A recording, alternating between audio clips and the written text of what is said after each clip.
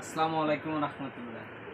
আজকে আমি চলে যাচ্ছি আপনাদের মাঝে সন্দীপ শুটকি বিতান থেকে লাক্কা শুটকির বিষয়ে। আমার এক প্রবাসী কাস্টমার আমাকে জিজ্ঞেস করছে যে হামিদ ভাই, লাক্কা শুটকিটা আসলে যে 5টা দাড়িওয়ালা লাক্কা শুটকি, 5টা দাড়িওয়ালার ভিতরে কোনো ভেজাল কোনো লাক্কা শুটকি আছে কিনা ওটা জিজ্ঞাসা করার জন্য।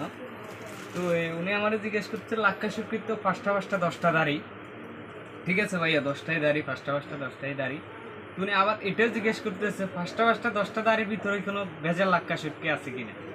অবশ্যই ভাইয়া আছে, 5টা 10টা লাক্কা শুটকির ভিতরে ভেজাল আছে।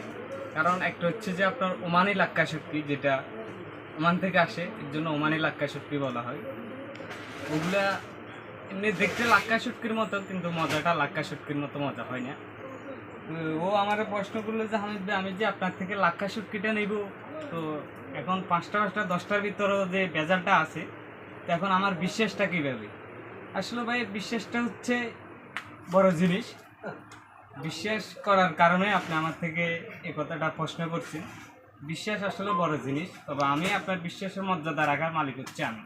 কারণ আমি এখন আপনার জিম্মেদারি, কারণ আপনি এখানে নাই, আপনার প্রবাস থাকে, হয়তো বাসার জন্য পাঠাবেন শুটকিটা। তো খেয়ে যদি মজা না পান, তাহলে আমার উপরে আপনার ওই আস্থাটা থাকবে না। লাক্কা শুটকি আসলে ঠিক আছে, আপনার কথা খারাপ বলেন নাই।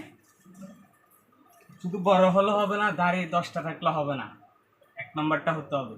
তো দোকানদারকে বলবেন যে ভাই, আপনার বিশ্বাসের উপর আমি ফেলে দিছি, আমার অরিজিনাল লাক্কা শুটকি যেটা এটা দিবে। তবে আপনি ওমানি লাক্কা শুটকি না খেয়ে কাল্লা শুটকি অনেক ভালো। কাল্লা শুটকিও খারাপ না, কাল্লা শুটকিও খেতে পারেন। এই যে